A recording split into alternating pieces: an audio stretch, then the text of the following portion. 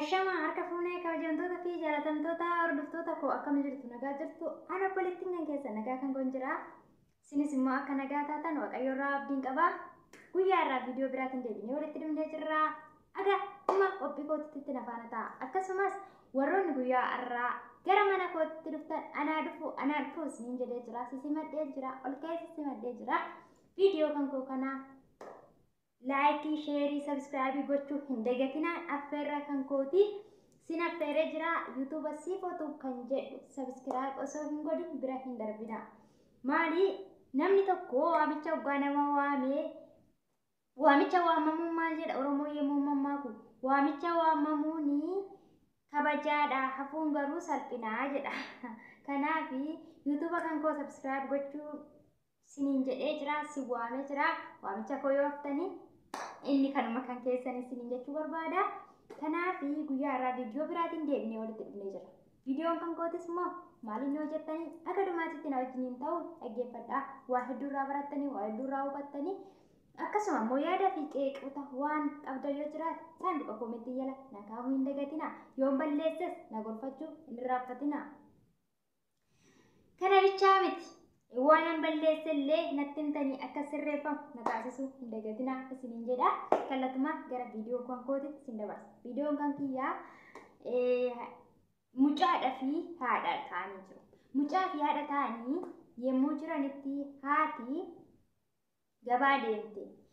gabaa deemtee mucaan manatti hafe achi booddee mucaan kun maal godhe mucaan kun xaalayyaa barreesse haadha xaalayyaa barreesse eessa kaa'eef mijijjaa yookiin maasentii namni wallaaltan jirra yoo jettan jirra jedha achi gubbaa kaa'eef maal jedhee barreesse xaalayyaa kanarratti haadha koo jedheen haadha koo ani obboleettii koo hangafa kanan mana taa'ee ishee qabuuf birrii 50 kanan bishaan waraabee si eeguuf birrii 50 kanan uffata miicee goggoskee alaa kaasee galchuuf birrii 50 kanan dhoqqee haruuf birrii 50 kanan horii heegee tiskee galchuuf birrii 120 kana naa kaffali jedhee xaalayyaa barreessee haadha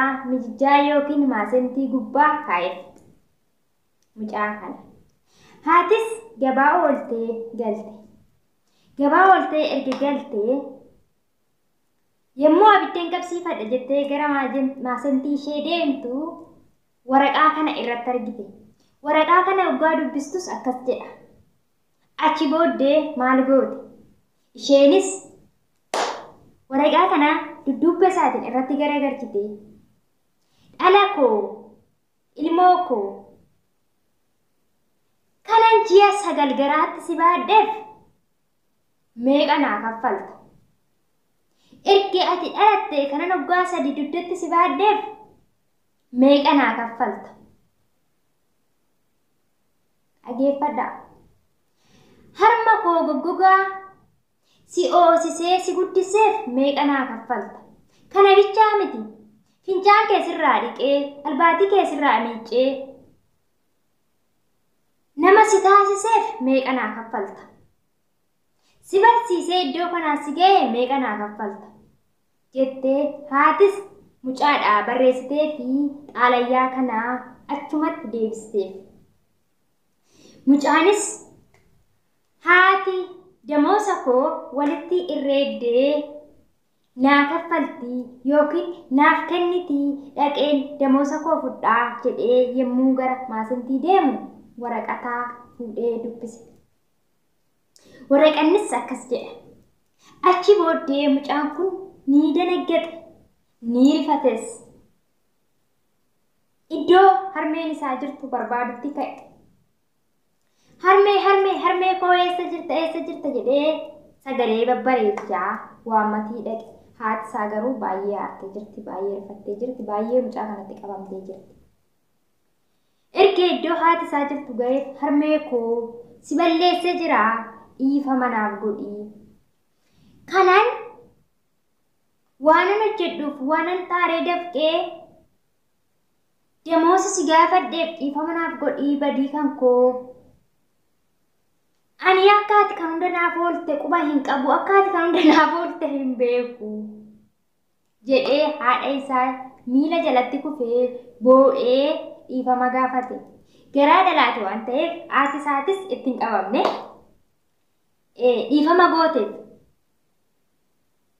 Haati isaa dhiifama gochuun sunis baay'ee isa gammachiisee baay'ee itti gammade. Obboloota koo maal isiniin jechuun barbaade seetan? Nuti meeqa keenyatu ulata haadha keenya beekaa? Meeqa keenyatu waan haati keenya nuuf oolte, waan haati keenya nuuf goote beenna hoo, beektani hoo? Meeqa keenyatu beeka? Dhugaa isiniin jedha. Haadha namaa jechuun nama beekutti waan hedduudha, waan guddaadha. Garuu nama hin beeknetti eeyyee demoosa irraa barbaadan. Maaliidhaaf? Kan hojjetteef saniif, kan godhaafi jirtu saniif. Garuu nama beekutti hoo ulataa harmee kootii baaseen itti ba'a. Waan harmeen kun naaf oolte ani hoo dandeenye oolaafi jennee of gaafachuu qabna. Akka ati kan hunda naaf oolte anoo hin beeku. Akka ati kan hunda naaf goote anis hin beeku.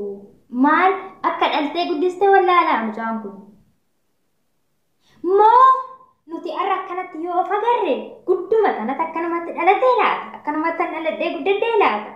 Ani gaaffii kanuma keessanii deebii kanuma keessanii deebii sinumaa dhiisee jira.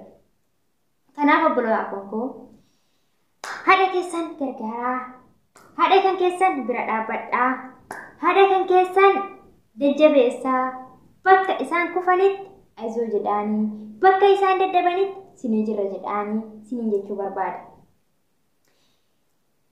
Yaada fi qeeqa akkasumas wantoota adda addaa yoo qabaattan saanduqa koomentii jala naa kaa'uu hin dagatinaa. Viidiyoo kan guyyaa har'aa asuma irratti xumura.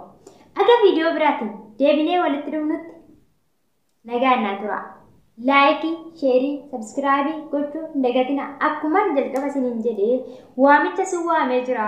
Waamichi nanitti si waame immoo YouTube si kootuuf kan jedhu akkasiin sabskiraabii gootanii akkasumas viidiyoo kana laayikii fi sheerii gootaniidha waamichi kan itti waamamtanii. Waamicha kana immoo akkuma jalqaba jedhee waamamuun kabajaa hafuun salphina siniin jedhee jira. Viidiyoo sitti hin dheeressu asuma irratti xumura waa'ee sabskiraabiitis. Kanaaf nagaan naa tura. Isinin jaaladha, isinin kabaja obbolaa kan koo. Akkuma kana dura na bira dhaabbachaa turtanitti na bira dhaabbadhaa. Koomentiin kan keessan na bohaarsaa. Koomentii naaf kaa'aa. Akkasumas yaada fi qeeqa qabdan isinitti ni jira. Bye.